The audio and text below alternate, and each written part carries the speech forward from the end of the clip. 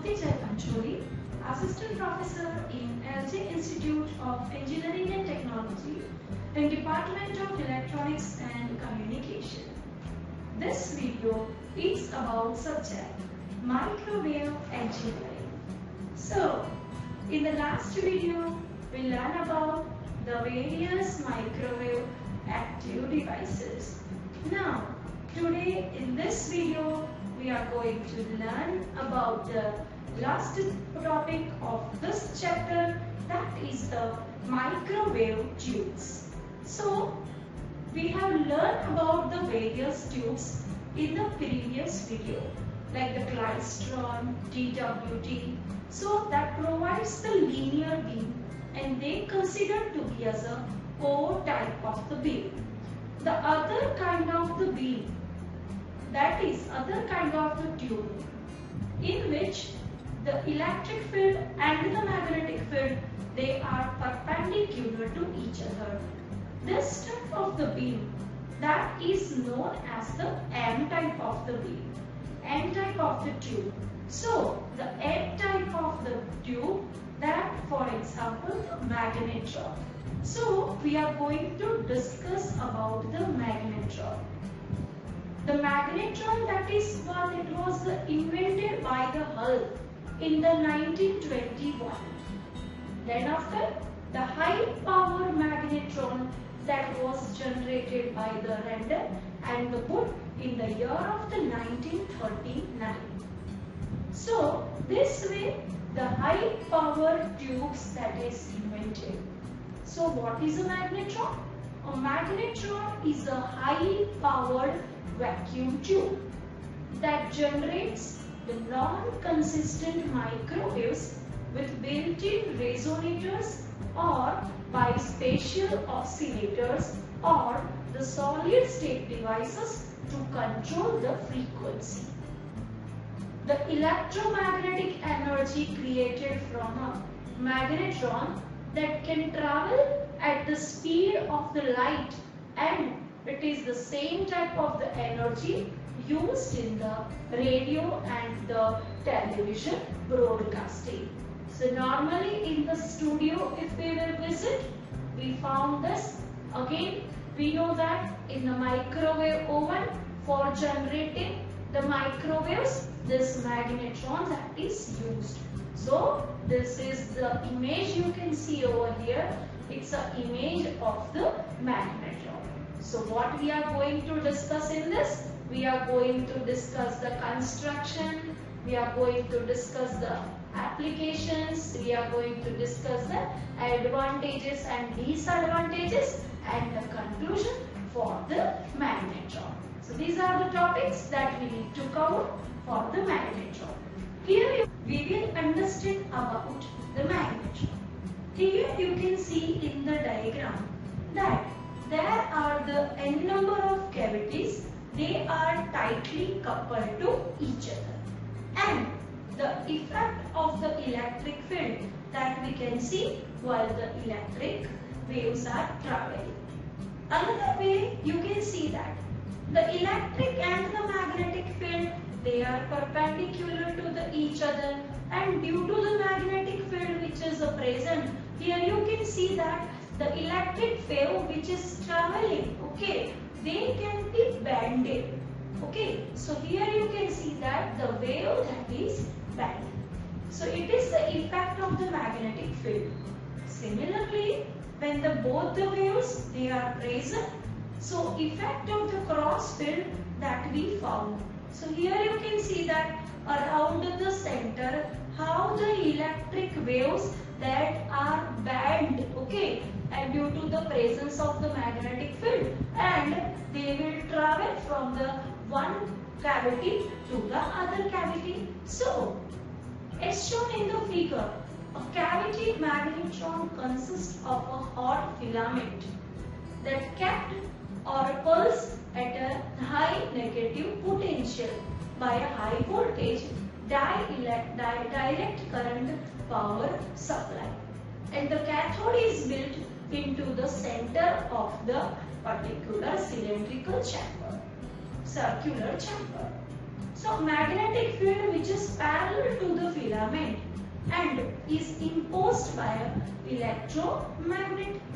The magnetic field that causes the electrons attracted to the positive outer part of the chamber to spatial outer in a circular path rather than moving directly to the center. So here you can see that effect is that in the first diagram how the end cavities they are tightly coupled. There is an anode and the cathode. We are applying the supply voltage, the electric field, okay, the magnetic field, both attract, and how this wave which are traveling and through the particular cavity, how we obtain that particular waves. So this is the construction, okay, in which we found the functioning of the magnetron. So spaced around the ring of the chamber are the cylindrical cavities, and the cavities are open along their length and connect the common cavity. Space as electrons sweep past this opening, they induce a resonant high frequency radio field in the cavity, and they will make a group of all the waves. So a portion of the waves, you have seen earlier diagram, a portion of the waves in the field is extracted with the short antenna, and which is connected with the waveguide, and through which it is transmitted, okay. And we know that, okay, how we have the microwaves in case of the microwave oven, or how you will transmit the waves using the high gain antenna. The applications of the magnetron are radar application, heating application, and the lighting application. The application, that is the radar, in the radar application, that you know that what is the radar, that okay, so in the radar, okay, that the waveguide is used, it is connected with the antenna, and the magnetron that is also operated with the very short applications, very short pulses, which is applied and which is given with the high power transmitted wave energy, okay, and that energy that is being radiated into the space. The other application that we are using in the microwave ovens, that are the heating particular application. So in the microwave ovens, the waveguide leads to a radio frequency transparent port into the cooking chamber. It is important that there is a food in the oven when it is operated, so that these waves are absorbed, okay, and rather than the reflecting, the waves can be absorbed, and the intensity of this waves that can cause the arcing, and this way we can also use the microwave for heating the food. The other applications, okay, in which the microwave that excited lighting systems such as the sulfur lamps, the magnetron that provides the microwave field and that pass through the waveguide. So this way the lighting application, the microwave magnetrons, that is can be used. The oscillations of the magnetron was first observed and not by the Augustin Zech, professor at the Charles University, Prague, in the Czech Republic. The first magnetron that was developed was the two-pole magnetron, and also known as the split anode magnetron, which had relatively low efficiency. And the cavity version, that is the properly referred to as a resonant cavity magnetron, that proved to be far more useful. So it is about the magnetron. Advantage of the magnetron: it's a fairly efficient devices in a microwave oven. For instance, an 1100 watt input will generally create about 700 watts of microwave energy and efficiency of around 65%.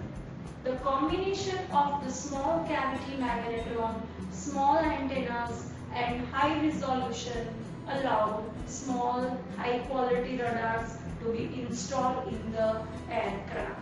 They are costly and hence limited in use. Although the cavity magnetrons are used because they generate a wide range of the frequency and the frequency is not precisely controllable. The use of the radar itself has reduced to some extent as more accurate signals have generally been needed and developers have moved to Klystron and PWT system for the accurate frequency. The health hazards due to the microwave radiation. As we know that the effect of the microwaves onto the health of the human being as well as the other living things. So, as the lens of the eye has no cooling blood flow, it is particularly prone to overheating when exposed to microwave radiation. And this heating that can lead to a higher incidence of the cataract in the later life. A microwave oven with a wrapped door and the poor microwave ceiling that can be also hazardous. This way it can be useful as well as some disadvantages are there also for the microwave magnetron. So the size of the cavities determine the resonant frequency. So based on the resonant frequency required, what we can do, we can put the size of the cavity and thereby the frequency of the emitted waves also changes. Voltage applied and the properties of the cathode that determine the power of the device. Even though the magnetron is widely used at the place which require the high power, and it is also avoided where the accurate frequency control is required. So it is about the magnetron. So thank you very much everyone.